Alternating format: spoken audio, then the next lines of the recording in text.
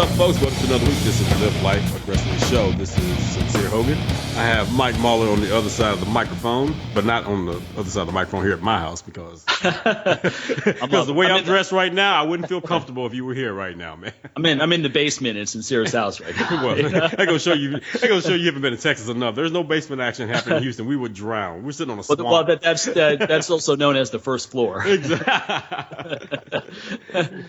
Well, yeah, man, we have a great guest on today, and we're going to get to him in a minute. But first, just a couple plugs and shout-outs. One, I wanted to plug our friend Dr. Mark Gordon. He's teamed up with the Warrior Angels Foundation to get his information out there, to proliferate his information to help soldiers with PTSD. So you can check out all the great work they're doing at warriorangelsfoundation.org.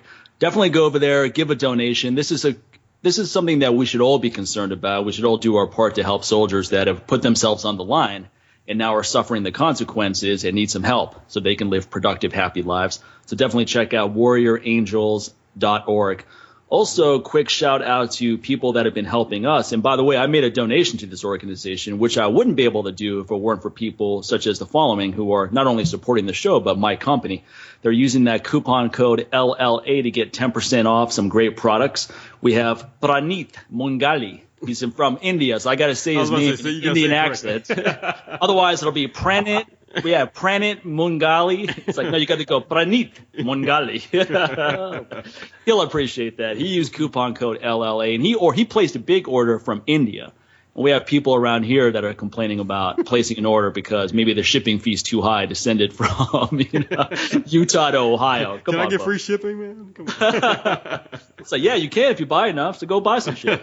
So Michael Mills, Lee Pratt, Jim Lintner, Evan Gilbert, Stephen Russell, Scott Hartley, Leroy, and I'm saying it Leroy because that's the way it's spelled out. It's not spelled out Leroy, it's Leroy Jackson. No, oh, okay, now, so you know what? Now I'm a betting man. Hold on, I bet my life savings this guy is a black man. Look, dude, but I don't know because he's in Fargo, North Dakota, because he bought something from me. That's true. That's true. So I was a little conflicted. I was like, wait a minute, man. Now the stereotypical me saying Leroy Jackson.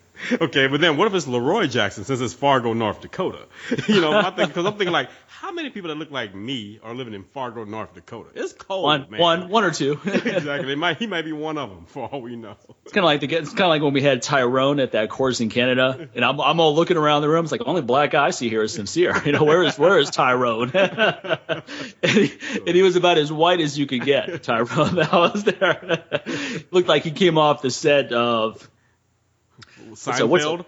Seinfeld, and I'm trying to think of something like where like people are really white, right? Like they haven't been in the sun for too long. Pretty much any British show you can think of. Okay. Downton Abbey. There you go.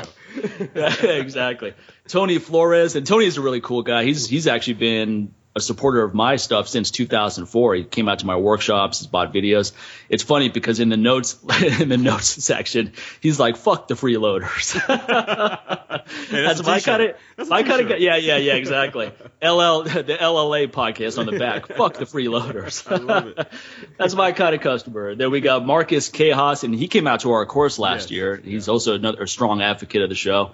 Stanford Lee, Meredith McGuire, Jason Elliott, Kyle Brown, David Giddings, and Matthew Taylor placing an order from Australia. Thanks a lot to all of these folks for going that extra mile to keep the show free for the freeloaders. Isn't that ironic? It's free for the freeloaders because of people paying to buy stuff to support us. Funny how that works. Anything going on at Patreon, or are people freeloaders over there too? Well, no, we have one particular one we can talk about later on in the show on Patreon with the suggestions, but no donations. Okay. Oh, I know. I love when people make guest suggestions and then ways for us to improve the show. And then I go look up their name. They never bought a fucking thing from either one of us. I was like, let me give you a suggestion. Let me make you a counter suggestion. It's like I don't take guest suggestions seriously at all if you're actually not supporting the show. If you do support the show, there's a good chance that the person you're suggesting will get on the show because I go look into that stuff. See how that works. Vinny M said, "Hey, let's get Nate Morrison back on." I was like, "Hey, it's a great idea. Nate's a friend of ours. Vinny's a cool guy. Bam, bam, win-win all around." Exactly. There was quite a few things we didn't get to touch on that, when we had Nate on the show that we can hit back on a little bit later that I know our listeners would enjoy that discussion. So we kind of hinted toward that at the end. So yeah, next time around. So way to go, Vinny. So that works like that. And also a few more people are using the LLA coupon code. Brian debates. Also Leroy Jackson again. I'm gonna go ahead and say Leroy. So therefore, one of us is wrong, one of us is right. I'm calling you Leroy. Mama named him Leroy. I'm gonna call him Leroy. Okay, so it's L-E capital R. He didn't do that on mine. It was just. Oh, he didn't. Okay, maybe that's a typo.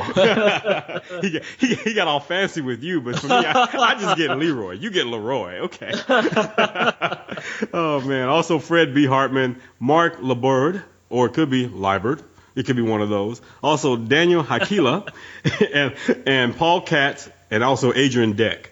That's DEC. Calm your nerves. All right. So big shouts to all you guys using the LLA coupon code.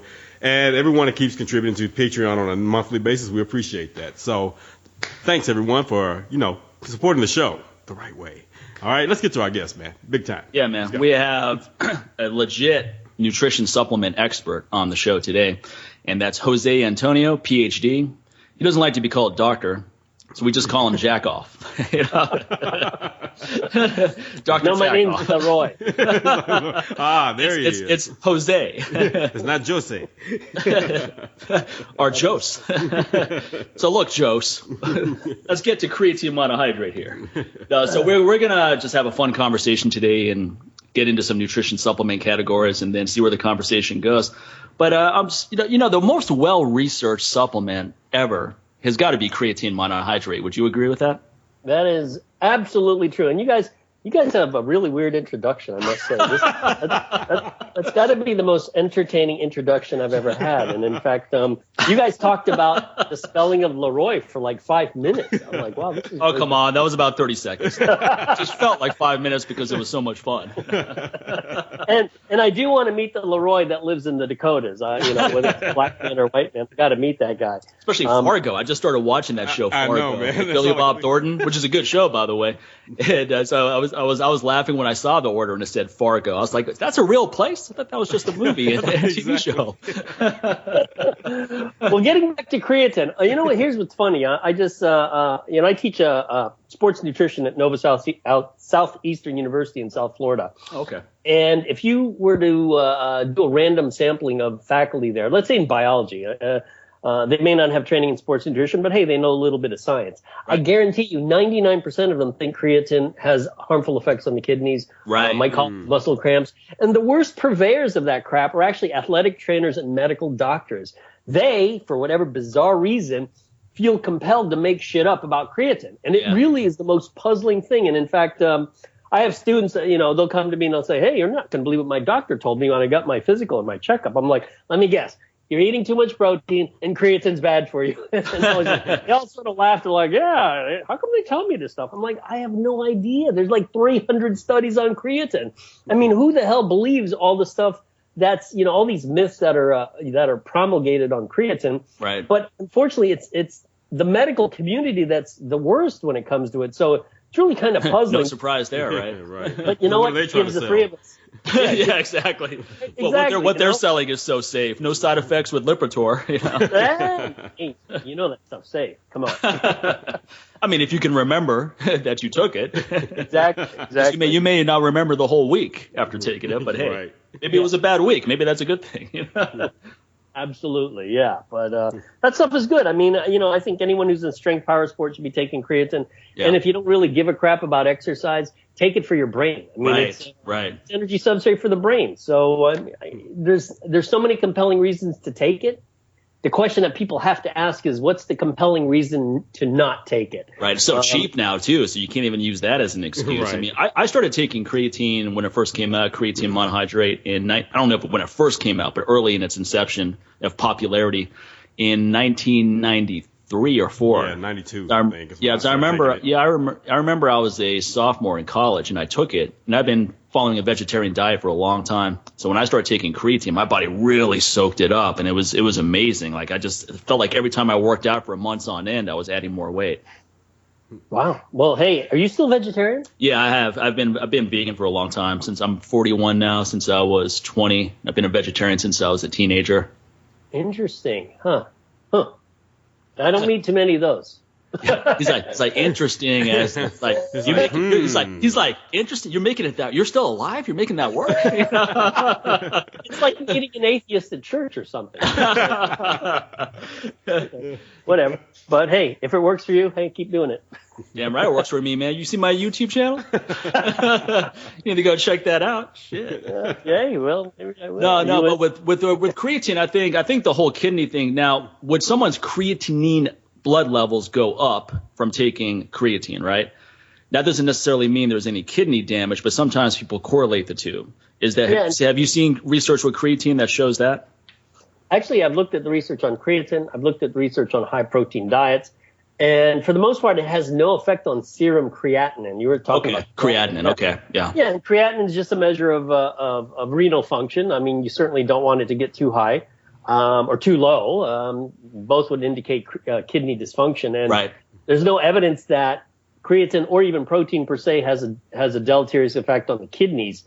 In fact, people who exercise, I mean, it causes an artifactual rise in serum creatinine. So a lot of times a physician will see it. They're like, wow, your creatinine is up. And they don't realize that exercise itself could elevate it, particularly if you have a lot of lean body mass. So, yeah. And it may be elevated and then it just normalizes later. I mean, your blood pressure goes up when you work out, right? Doesn't mean that's bad for your heart. It's going to go back. Once you stop working out, it's going to normalize. Exactly. And your kidneys, what's the function of your kidneys? The function of the kidneys is to remove any waste products. And, it does it really quite well. I mean, I don't know why people think the kidneys can be overworked in a normal, healthy individual. It makes absolutely no sense. Yeah. What about with protein? Where did all that come from? That protein is bad for the kidneys or excess protein? Yeah. It's funny. I had a student ask me about that because he kept bringing up the urea thing. When you eat protein, the nitrogenous byproduct is urea and you have to get rid of it. And I'll tell you this. First time I heard this was from my nutrition professor. I did my undergrad in biology at the American University. This was way back when Ronald Reagan was president, and I'm sure neither of you know who Ronald Reagan is because no one knows history anymore. Trust me, we do. Wasn't he an actor? The cowboy guy, governor, cowboy, actor guy. Saw him in a couple of movies, I think. Wasn't he on Bonanza? Terminator? Okay. He was on my favorite show as a kid, Bonanza. Trivial Pursuit quiz for both of you. Who was the president before Ronald Reagan? Oh, that's was easy. a guy. Come on. I think I might have been Welcome Back, Carter. He's the guy that he created peanut butter. Very good. Hey, you guys get an A. Ding, ding, ding, ding, ding. Okay. So back when Reagan, it was a guy who said that no matter what terrorists do, we're not going to do anything. That guy. That was the president, I think, before Reagan. Good old Jimmy Carter. So what's funny is my nutrition professor said as an undergrad. She said, hey, eating all this protein is bad for your kidneys. And I looked in the nutrition textbook and I'm like, what do you know? It does say it there. But there were no references. So I'm like, God, this is really weird. Then I heard it again in grad school. Then I heard it again after I graduated. But it tended to be the same kinds of people saying it. Medical doctors, athletic trainers, and dietitians. They kept saying the same old crap. And I'm like, where's the evidence for this? There's like none. And here's the thing. You guys aren't probably familiar with some of the recent studies we've done at my university, but we've been doing some very high protein diet studies. And when I say high, we're talking high. And we're talking greater than 3 to 4 grams per kilo per day. I even have a subject who's consuming 6 grams of protein per kilogram body per day. So you can do the calculation and you're like, holy shit, that's a lot of protein.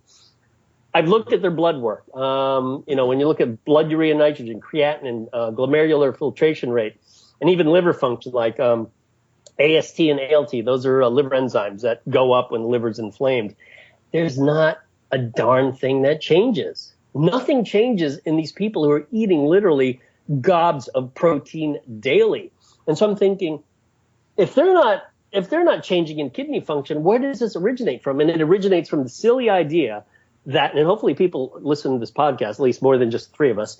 At least 10 or 12 people. Okay. So those dozen people, they better spread the word that the idea that, you produce urea from breaking down a protein and urea has to be excreted via the kidneys in your urine.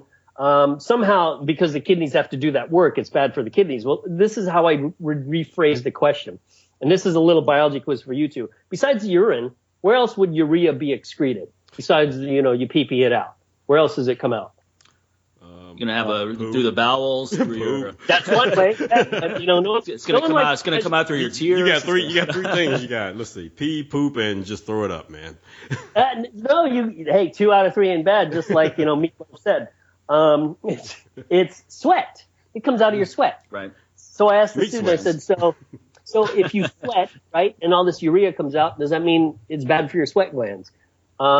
It harkens back to 40 That's a good analogy. Yeah. Right. 40 or 50 years ago, physicians used to say, hey, don't do any aerobic exercise because it's bad for your heart because it makes your heart work hard. Right. And they actually believed that way back when. Now we know that if you actually make your heart work hard, your heart becomes stronger. So the kidneys adapt quite well to whatever stress you impose on it. I mean, unless you have a diseased kidney and let's say you have some renal dysfunction in your family, there's not a damn thing to worry about. So why this thing has legs. The idea that here's the other question though with protein is it beneficial to eat that much protein? I was just about to say the flip side of that now, because there are going to be some that are going to be happy to hear what you just said, so it can justify all the protein they're consuming. But the real question is, all that protein they're consuming, is it really going to help them, or how much of it does the body really utilize, and the rest of it is just you're wasting just stomach space, Well. You're contributing to environmental hazard. Exactly. One of those other places, get rid of excrements, Because there are bodybuilders who eat a lot of that protein, who probably eat that much protein at Venice Beach at Gold's Gym, and they walk around with Lysol cans. It's not because deodorant's not strong enough. It's because they're excreting something that is not too pleasant to be around. So what do you say that's for true. that? The smell of these guys isn't pleasant. However, here's what happens. If you eat, let's say you eat in excess of 400, 800 calories per day of just protein. So here's your normal diet. On top of that, let's put 400 calories of protein. This is what seems to happen. 75% of the time, percent body fat drops. And the other 25%, it's quite variable. It might go up, might go down. But in most people, your body fat or fat mass actually drops. Lean body mass might go up, may not change, but to me, it's the counterintuitive finding that we've found is that percent body fat actually goes down when you overfeed on protein. And people think, well, how the hell does that happen? I mean, you're eating more calories. It's got to go somewhere. But remember, protein isn't stored. It's unlike carbs and fat. You can't store protein, and actually you can't store alcohol. But that's another story. Don't say that. So what happens with all the extra protein? Well, there's a couple things that happen. One, you have to oxidize it. If it's not used for protein turnover, you have to oxidize it as fuel, and that's where you get the crazy thermic effect of protein. The second thing is, and this might be why it contributes to loss of body fat, is that protein can affect what's called non-exercise activity thermogenesis, or it's abbreviated n.e.a.t. n.e.a.t. or n.e.a.t, non-exercise activity thermogenesis. And what is n.e.a.t? n.e.a.t is the sort of the movement you do that's not classified as exercise. So, for instance, walking up the stairs versus taking an escalator, fidgeting while you're sitting, standing instead of sitting. It's sort of that movement. People who are like, God, I can't keep still, still. Those are people who have very high levels of n.e.a.t. And there's something about eating a lot of protein that might contribute to very high levels of n.e.a.t and also the high thermic effect of consuming protein. So it's kind of weird that you literally can overeat on a macronutrient and it actually improves body composition. You can't do that on carbs. You can't do that on fat, and you can't do that on alcohol. Or maybe you could. I don't know. We haven't done the alcohol study. Well, it seems that protein increases your metabolic rate more so than fat or carbohydrates, right? Hell of a lot. So that's one of that. It makes sense to a large extent just on that. Yeah. So I mean, it's to me.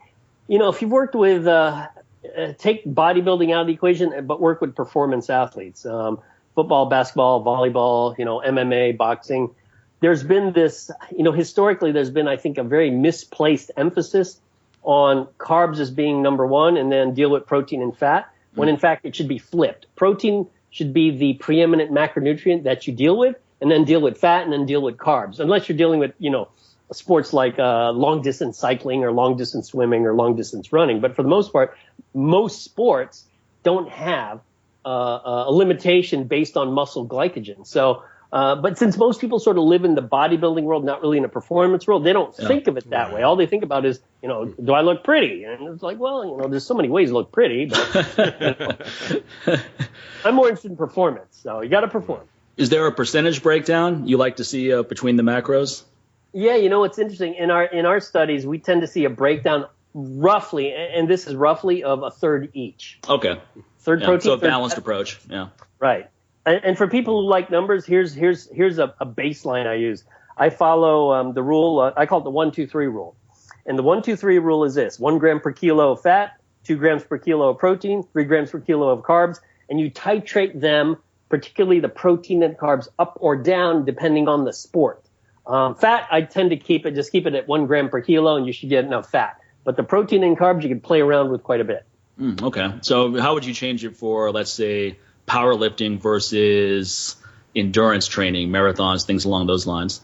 For powerlifting, I would flip the ratio to be, I would drop the carbs and push the protein up. For more of the endurance sports, oddly enough, what I would do is rather than changing the ratio, I would just increase the total amount of everything consumed. Okay.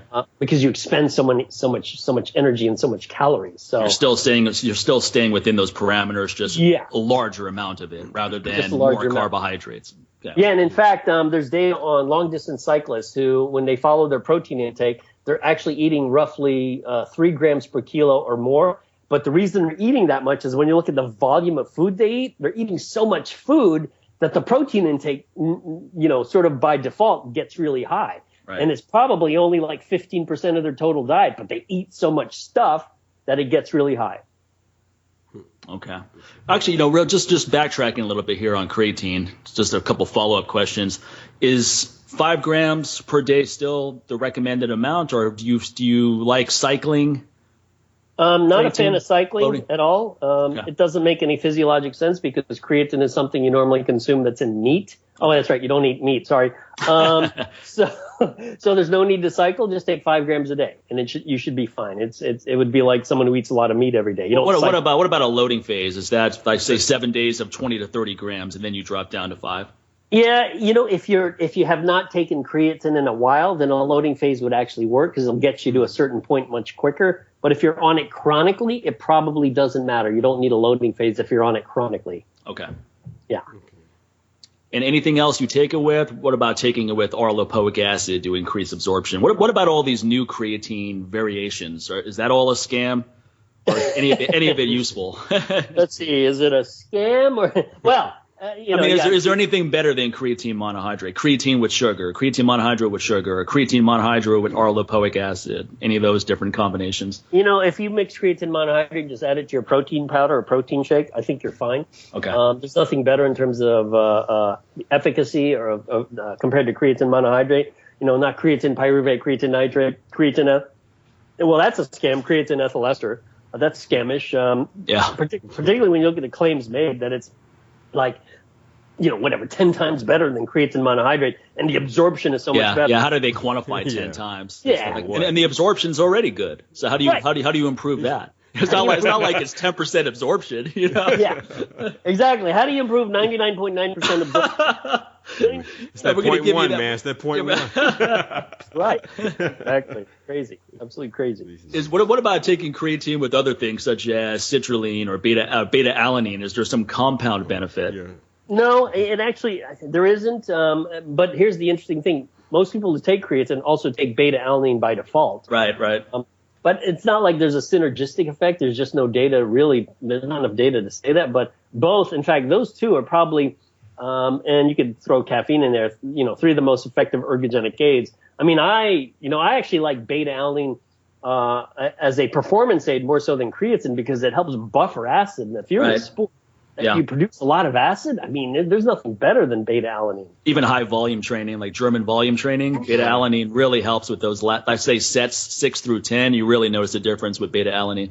Oh yeah, absolutely. I mean, I've been taking beta alanine for a few years. Actually, I have my daughter. I have twin daughters. They're 15 years old. One's a middle distance runner, and I have her taking beta alanine. I'm like, you better take your beta alanine every morning if you want to out those girls at the end. Come on.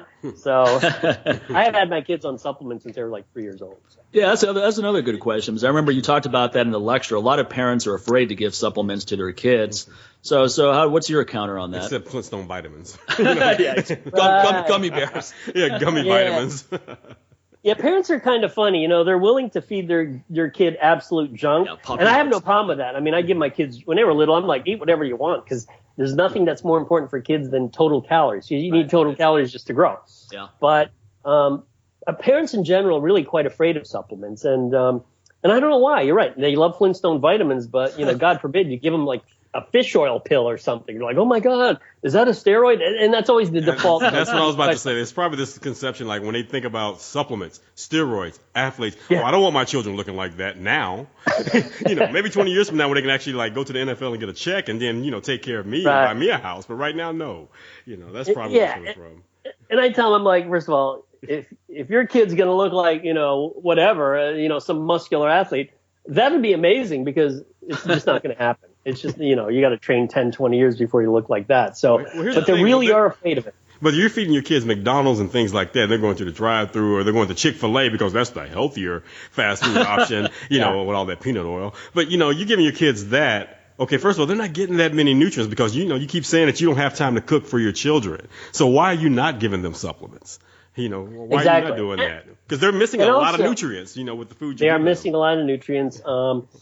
And I mean, not to be critical of other parents, but you can almost tell based on what the other parents look like, what their attitude is towards supplements. Yep, no doubt. Exactly. No doubt about it. Yeah.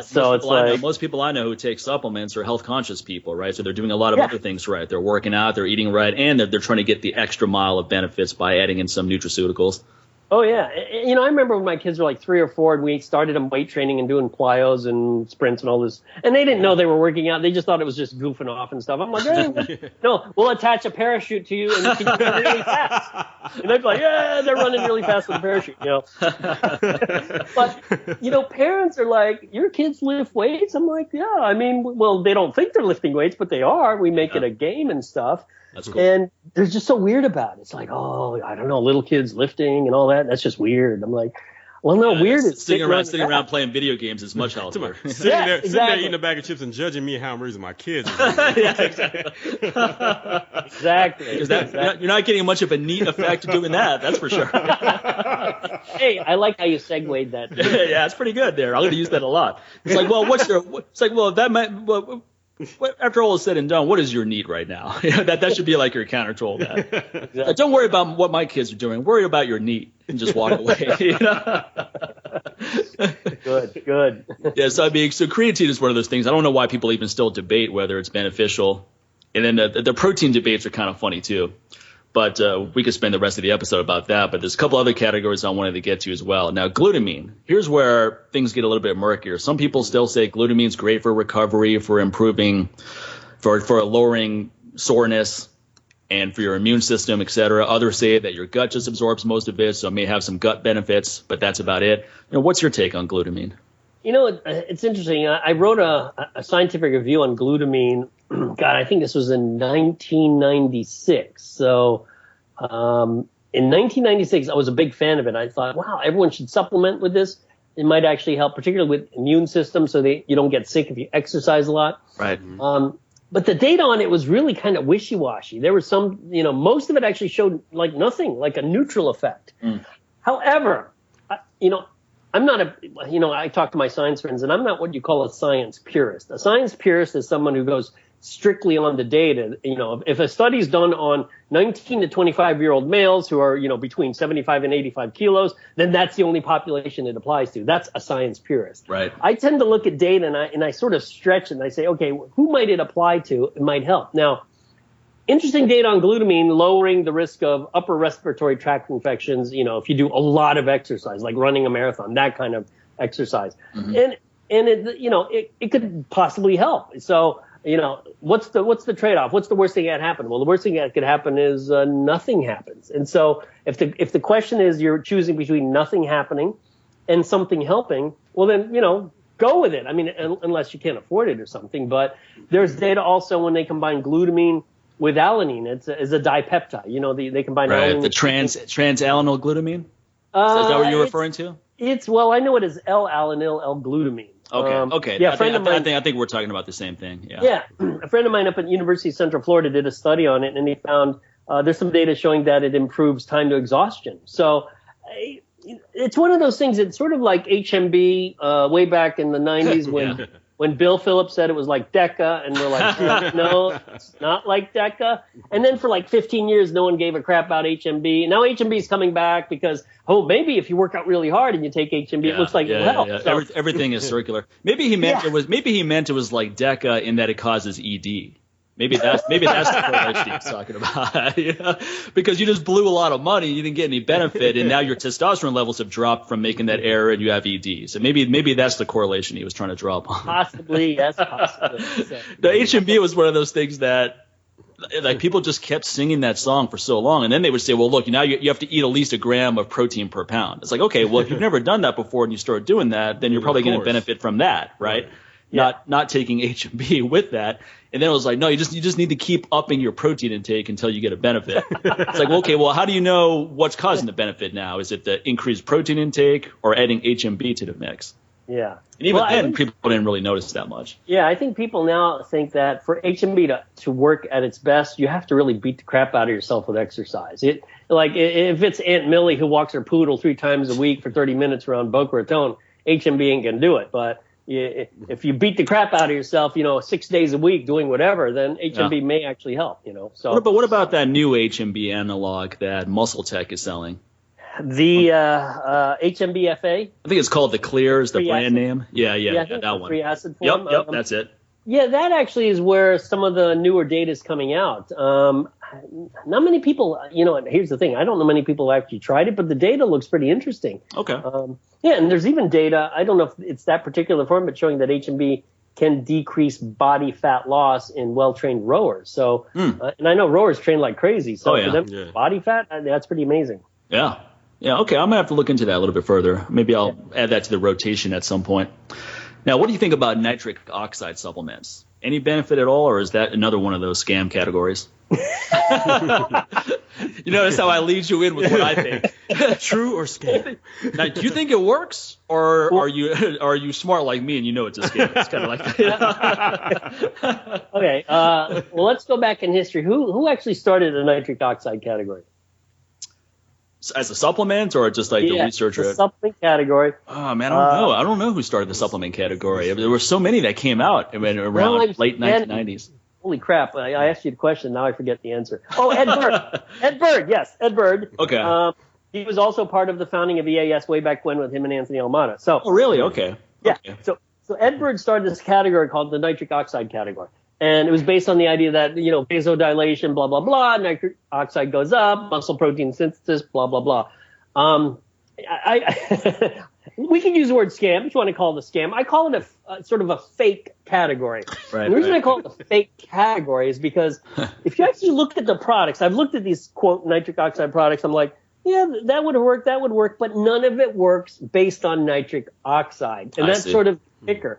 It's sort of like, if you went to buy, let's say you went to buy a Ferrari and it was really just a Mercedes-Benz that was made to look like a Ferrari, I don't think you'd care. You're like, well, it's still great, right? That's a good idea. Let's just get a shell of a Ferrari, put it on a Honda Civic. Okay. Well, how that would be a scam. Hey, no one's gonna know, right? You just need to drive by, like, man. Look at Mike in that Ferrari. Yeah, so you try to outrun that cop and you realize, wait a minute, he caught me in a Charger. What happened? People are in smart cars passing by you and all that. Right. So, you get the idea. That's the analogy. It works, but not the way the nitric oxide. So something like L-citrulline works, but not because of an increase in nitric oxide, because citrulline seems to be the most beneficial out of all these different options out there. Yeah, and even the data on citrulline is not that impressive. There's just not that many studies on citrulline. Yeah. I mean, there is some showing it'll help with resistance, with endurance performance. Also, it improves like high intensity exercise stuff in humans. Mm-hmm. But I mean, you're talking maybe a dozen studies on citrulline compared to 400 on caffeine and 300 on creatine. So, but in that whole category that they call nitric oxide, it's worth it. I mean, give it a shot. Yeah, what the hell? It can be fairly expensive too. So I mean, it's if something's expensive and it's going to have a very marginal benefit, then why bother? Exactly. And dosing can be problematic. I guess it's roughly like 5 to 10 grams. I've known people taking citrulline. I mean, is it worth it? I don't know. I mean, I think you're better off taking actually beta-alanine than citrulline. Yeah. Let's talk about caffeine, because is there a difference in, let's say, caffeine you get from coffee or tea versus a caffeine supplement? Yeah. Good question. If you had asked me that a year or two ago, I would have said there is a difference, and that pure caffeine, anhydrous caffeine, works better than coffee. There's been some recent head-to-head studies, though, of caffeinated coffee versus just caffeine pills, and there doesn't seem to be that much of a difference as long as the dosing is fairly equal. So, if you prefer it as a pill, which I do because you can get the exact dose you want. Right. And some people just would rather, take a shot of black coffee, which is fine too. So, but coffee, caffeine, great stuff. Coffee, probably the healthiest beverage you could drink. I love coffee. It's, it should be its own food group. It should be for some people, it is their own food group. Doc. Okay. Sincere is loving this part of the show right here. As I'm sipping on mine right now. Sincere's going to cut and paste this part of the conversation right on his homepage. I'm going to repeat it over and over. And I'm going to have it subliminally playing in the background throughout the whole interview. This should be its own food group. Just make it part of make it like the bottom half of your pyramid, and then put everything else on top of it. Exactly. Is there a way for you to calculate the optimal caffeine dose, let's say before a powerlifting workout, or let's say you're going to do a PR on deadlifts in the gym and you want an extra kick? Is there a way to determine what is the optimal caffeine dose for you? Well, here's what I would do. I would play around with a range of them, and I would go from 3 milligrams per kilo up to at most 6 milligrams per kilo body weight. And if you want to really do this scientifically, I would randomize the order. So let's say one day you come in and you take 3 mgs per kilo. The next day you come in and you do 6 mgs per kilo. Then the next day you do 4, next day you do 5. And basically just sort of collect the record in terms of how you feel, how much strength you have, et cetera, et cetera.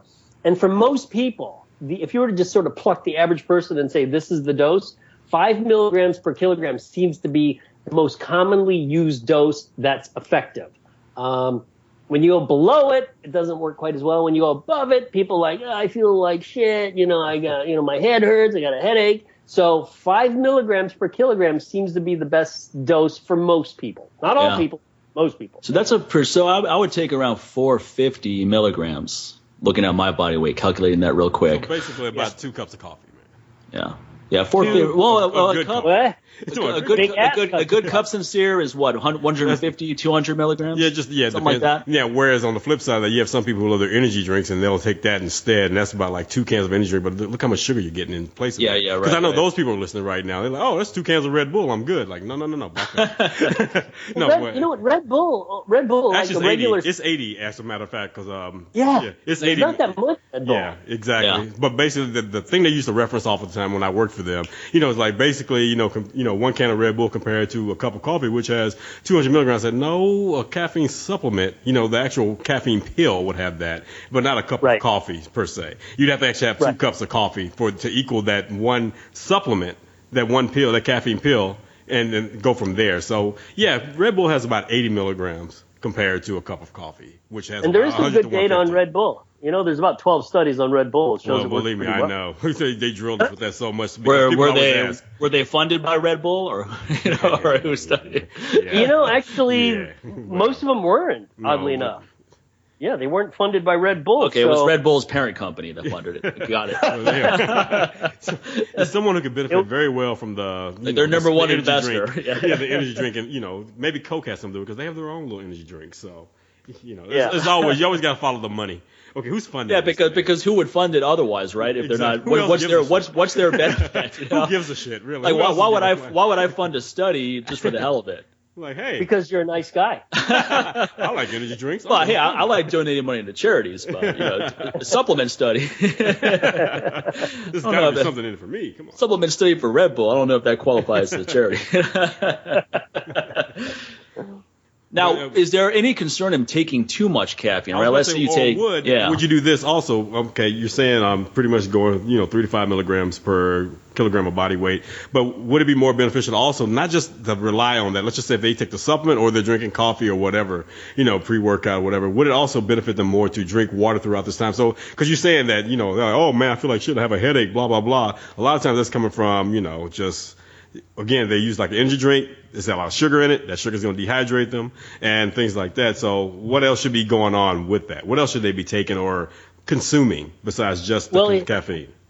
it's in. Well, if you're talking about caffeine alone, I mean, caffeine actually is not a diuretic. You don't actually need more. That's why I was talking about the energy drinks. So yeah. Yeah, the energy drinks. I mean, sugar. But there's so much other stuff in energy drinks that it's almost really impossible to compare it to just pure caffeine. Right. So I have no idea what your question was. Well, he took so long to ask it. I don't know what it was. I'm just kidding. So again, pretty much, should they just really rely just on caffeine alone, pre-workout, or should they consume something else? Like, should they drink water? I like me personally, I use both, and I've had athletes I work with that use both. They'll do pure caffeine, or they'll drink Red Bull, or they'll drink whatever energy drink they have on hand. Mm-hmm. A lot of it is a matter of personal preference. I just like the fact that you can dose real well with a pill. The thing with a pill, though, you get much quicker absorption with a liquid. So if it's in Red Bull or whatever energy drink you like, it's going to be absorbed a little bit quicker. Whereas with a pill, it might take a slightly longer. So let's say you're doing a race or something, Red Bull 30 minutes before a race. If you're taking a pill, maybe 45-ish, 60 minutes before a race, something like that. So I don't know if you guys race. Maybe you do. Maybe you don't. I mean, you might race. I don't know. Do you guys race? No. I go sprinting with my dogs. Yeah, there's my race right there. My race is in pretty quickly. Now, with caffeine, can you consume too much though, where there's a negative effect, as in your adrenals are tired, you're fatigued, you're burned out? You cycle off of it, Yeah, exactly. So, is there any detrimental effects on your health if you're consuming too much caffeine? I guess is where I'm going. If you consume too much caffeine, high dose, and I'll operationally define that as, let's say you go up to 8 or 9 milligrams per kilogram. And I know people who do that, who do it okay, but most would probably get, they'll probably get headaches. They might get, tachycardia. Their heart rate might be a little too high. Their blood pressure might go up. Yeah. But typically that'll go back down once the caffeine's metabolized. And remember, the half-life of caffeine is roughly 6 to 7 hours, 6.5 hours. Mm-hmm. So after about 6.5 hours, half of that caffeine is gone.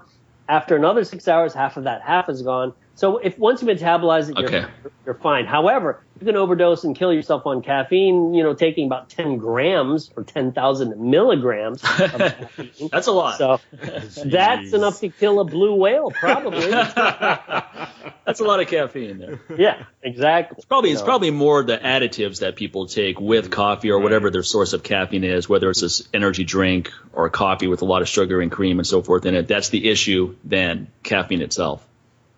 Well, what do you add to your coffee? Well, I don't drink coffee, but that's most people that I see drinking coffee. It looks like a milkshake. It's not black. It's not a cup of black coffee anymore. It's now an ice cream. It's a dessert for breakfast. Yeah, exactly. Yeah, and they're drinking several of those throughout the day. Or then you have others who add other things to their coffee, such as butter. Yeah, you knew it was coming. You knew it was coming. Yeah. Those of you listening, it's just a matter of time. Put a fourth of a cup of butter in your coffee. Exactly. So now you have this high concentration of fat that's going on in there as well. So bulletproof coffie. You said it. Hey, you know what? You should try drinking coffee. It's the healthiest beverage. Hey, let me tell you. You know what I like in my coffee? Coffee. That's what I like. Yeah, Sincere doesn't like his coffee integrated. He's a racist coffee drinker. You're a racist, man. I like that pre-1968 type coffee, Before you had a dream, I had a drink cup in of the coffee. 1950s. Oh, too funny. I like it. Bulletproof coffee doesn't make your ass bulletproof because you're going to be on the can all day. So it's kind of an oxymoron. Yeah. It just sounds gross. I mean, I don't know. Bulletproof asshole kind of sounds like the guy that created it. I don't know. That was just what I you're so bored. You're so bored with your coffee that you have to start thinking of just all kinds of crazy stuff to put into it.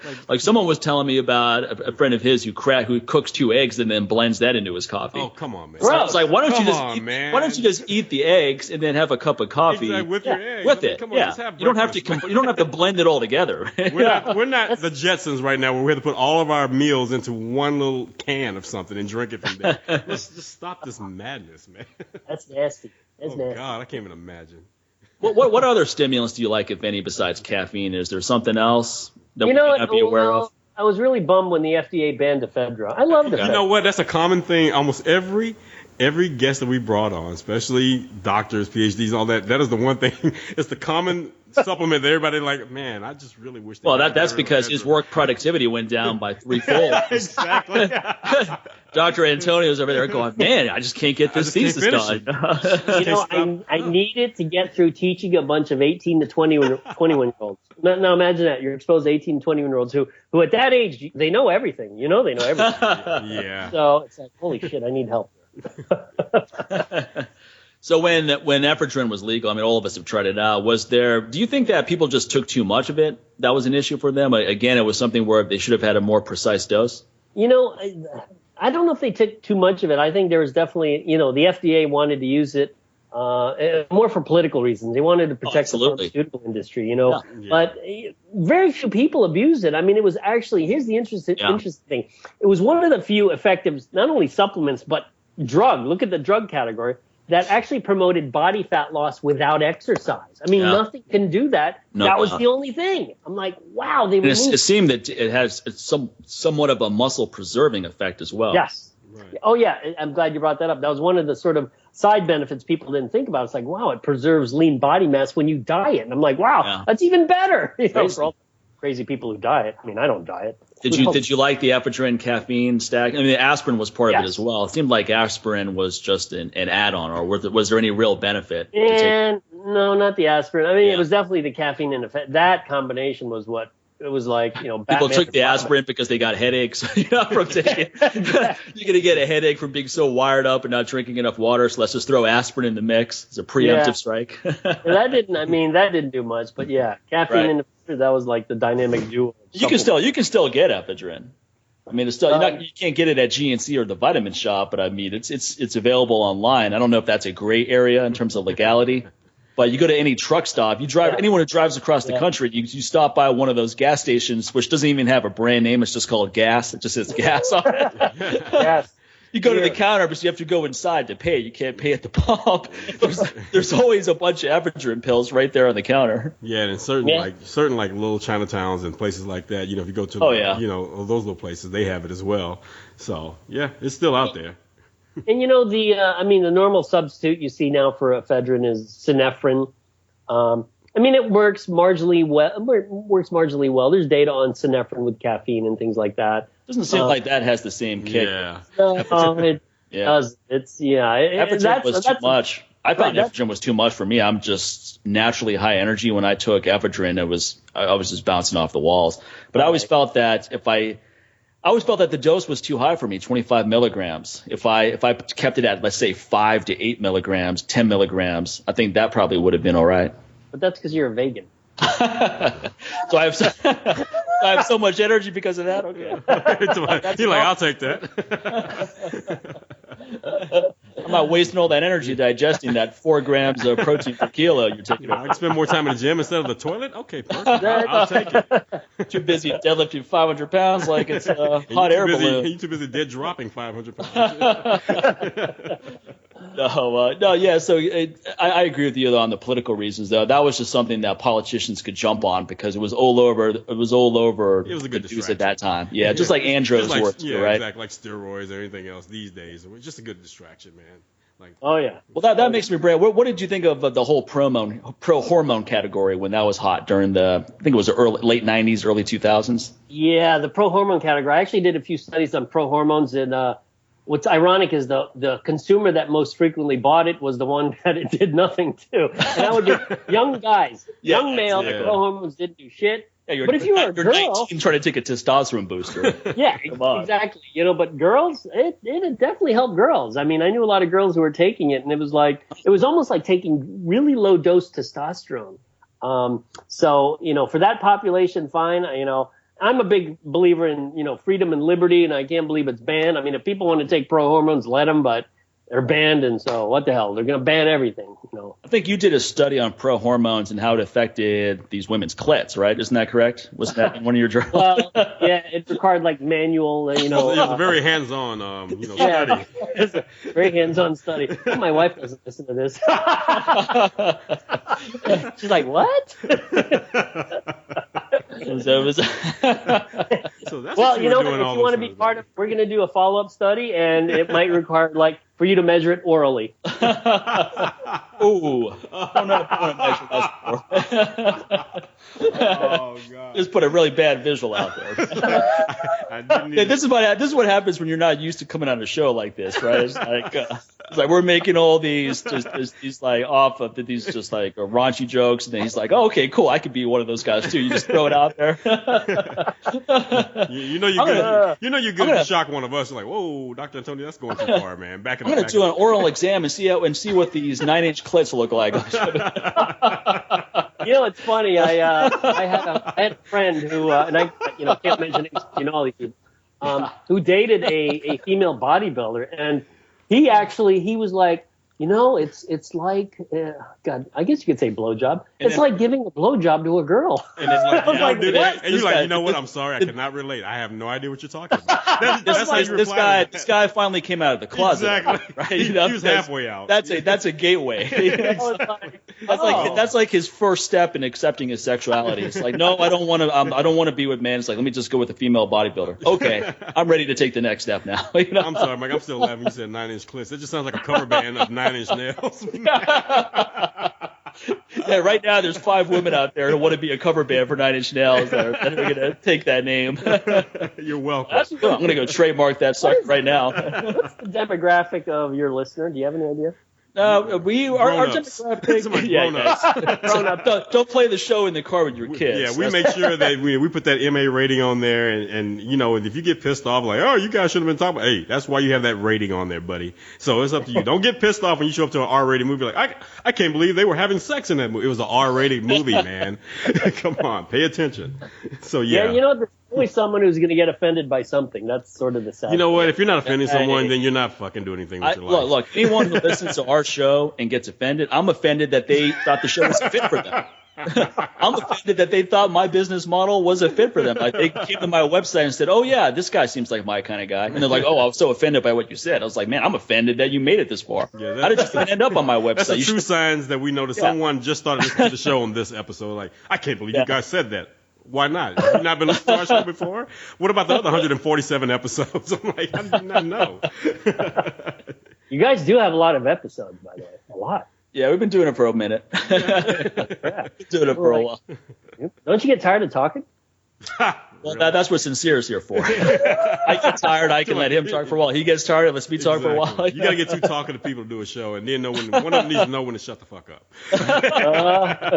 So it works out pretty well. If only marriages worked out that well for a lot of people. But they don't. You need more mute. You need more mute buttons in marriages, right? You should just have a remote control. If someone's talking too much. Bing. Wasn't there a movie like that? I think there was a movie like that. Yeah, it was with Adam Sandler. Click. Yeah, that was exactly. hilarious. Exactly. Oh my God. Perfect. And now back to supplements. That's wanted to make sure I got that conversation about clits out of the way. That's done. It's like, okay, female bodybuilders, check. All right, let's get back to supplements now. What do you think about branched chain amino acids?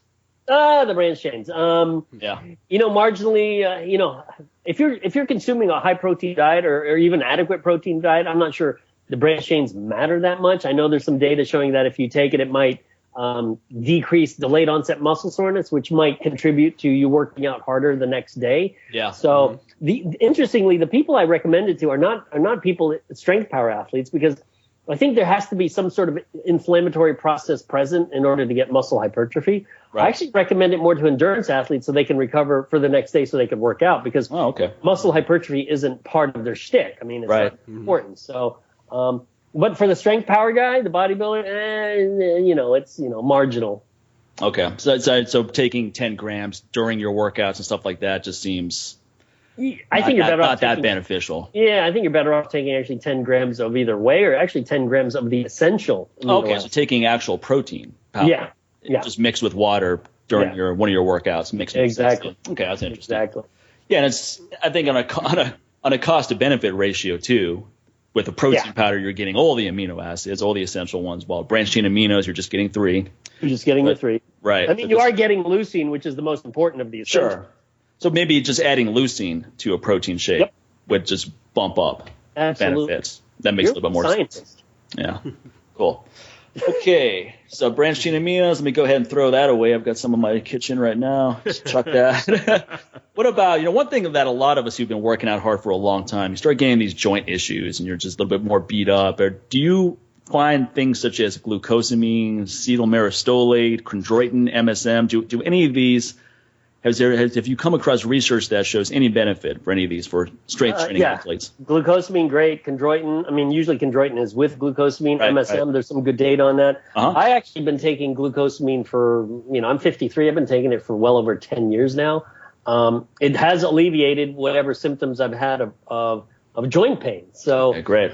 And in fact, glucosamine seems to work fine by itself. You don't even actually have to have chondroitin with it. So, Is there a dose you recommend? yeah, about it's like 1,500 milligrams per day. So 1,500 milligrams, 1.5 grams seems to work really quite well. So I recommend it to anyone before they get joint issues. There might be some prophylactic benefit to it. That, I think, is the problem, is that most people start looking into these things after it has hit a tipping point where you're in pain all the time. Yep, exactly. And now you're trying to reverse it. Well, if you did some preemptive measures.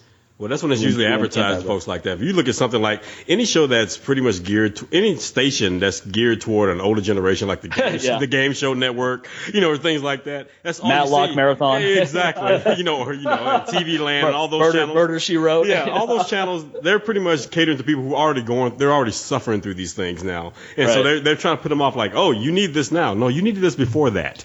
And that's the problem. They're not coming at them ahead of time. And their doctors usually don't talk about it either. What do they know? They will put them on some other pharmaceutical, some high-grade drug that's going to have like a 50 million side effects or something like that. So by the time, like I said, they see it's too late. And they think, well, now it's going to cure all that now. If I start taking glucosamine now, even though I've had arthritis for the last 20 years, I should be okay, right? So exactly. Well, will it mitigate any of those? Let's say someone has been suffering with arthritis or joint pain for a while. Will adding glucosamine have some benefit? Yeah, you know what, glucosamine, because a lot of the data actually is on people who already have osteoarthritis. So it does seem to decrease the symptoms of it. And, mine wasn't, my joint pain wasn't very severe, but it was enough that it impeded my ability to exercise. Yeah. So it's helped quite a bit. Yeah, helped quite a bit. Yeah, I give it to dogs too. I mean, I have two seniors and they take glucosamine. I find acetylmyristolate. I don't know how familiar you are with that, but I find that really helps dogs with hip pain in general. Well, how do you know if your dog has hip pain? Well, I have an older lab where she was having a hard time with mobility. She had a hard time going from a lying position to a standing position, right? That's one of the telltale signs. And then the vet further diagnosed that. So I started giving her acetylmyristolate. I started giving her glucosamine recently as well. But I gave her acetylmyristolate at that time, and her mobility improved quite a bit. And she's 16 now, and she still goes for long walks. The fact that she's still alive, that alone is impressive. She's a yellow lab. And not only is she still alive, she's still very active. And she runs down the stairs to get food. She has no problem going up the stairs. She has no problem going for long walks. So I mean, she gets tired faster than my younger dogs do, but that's natural, especially at her age. But her quality of life is great, though. And her quality of life is really cool. Good. Yeah. So that's been really interesting for her. Okay, I think that covers just about most of the supplement categories I had. So let's end with, what are you researching now that looks exciting to you? Is there anything you've come across? Yeah, well, I'm still in the midst of part 3 of a 4-part high-protein diet study. And we'll be the first group to actually look at high-protein diets over the course of 1 year. No one's ever done that.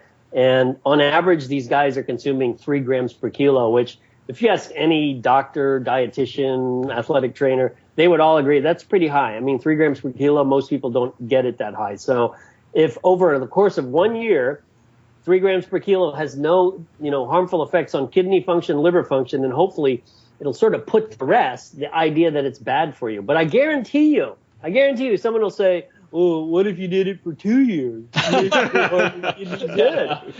always that. What about 10? You have to do it for a decade before we get there. So, and I know there'll be, I call it the moving target. It's like you hit the target, they're like, well, no, a year isn't long enough. Let's do a year and a half. Let's do 2 years. Like, shut the hell up, dumbass. Yeah.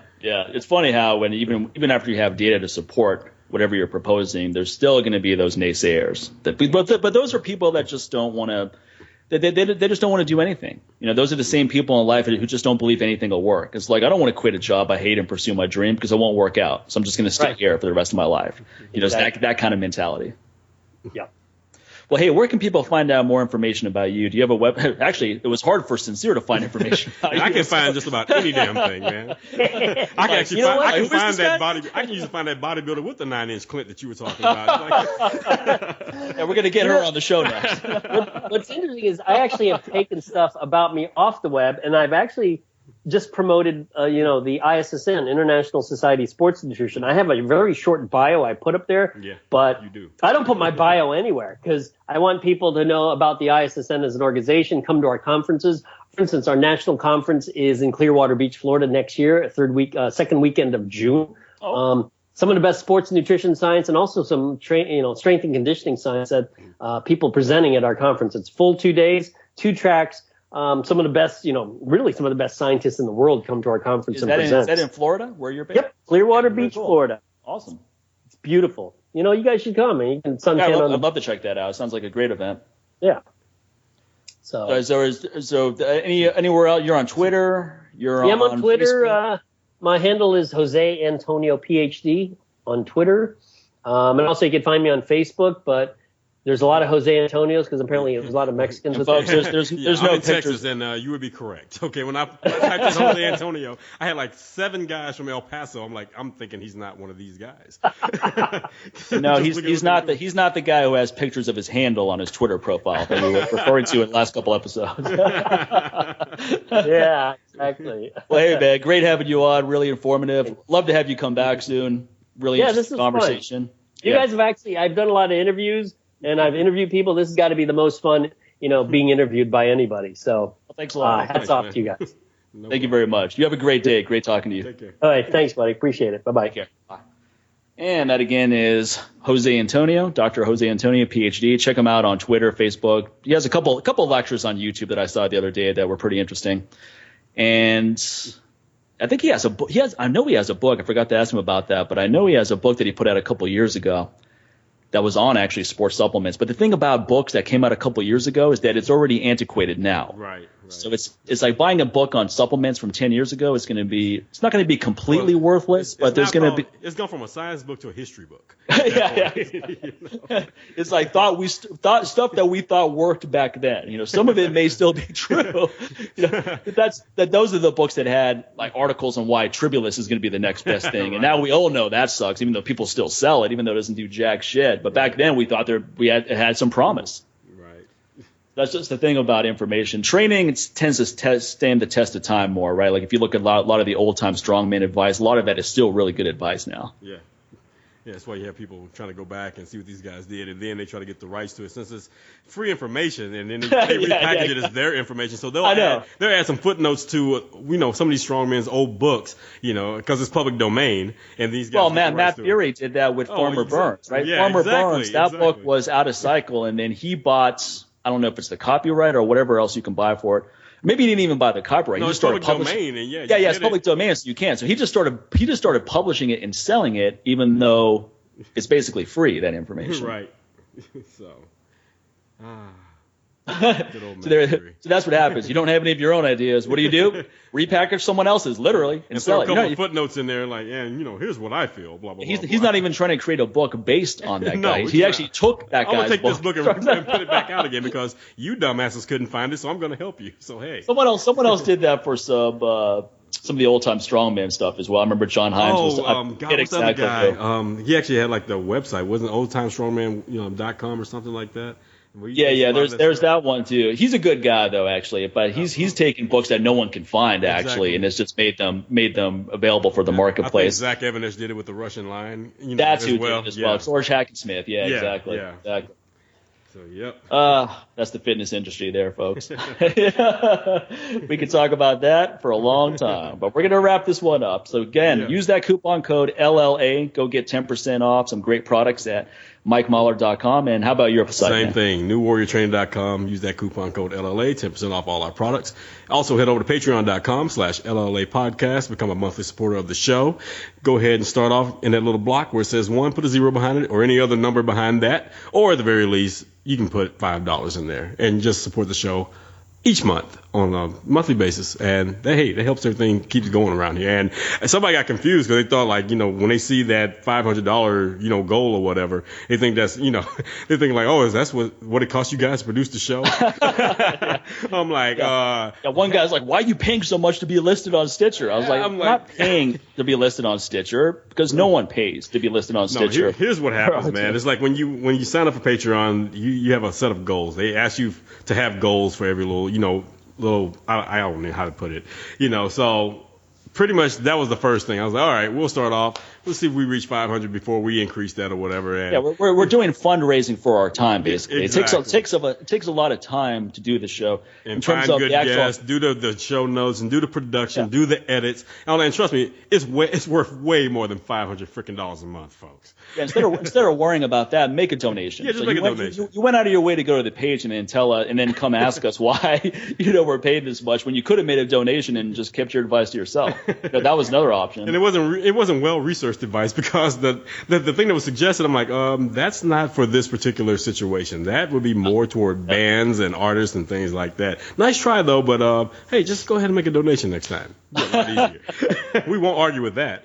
Doing everything you can to not make it. Exactly. So, and speaking of Stitcher and iTunes and TuneIn, you can also go over there, share the episode, rate the episode, let everyone know about it. All those things help the show keep going and growing. All right. So thanks for tuning in this week, everybody, and lots more good stuff on the way. All right, folks. Take care. All right. Take care, everyone.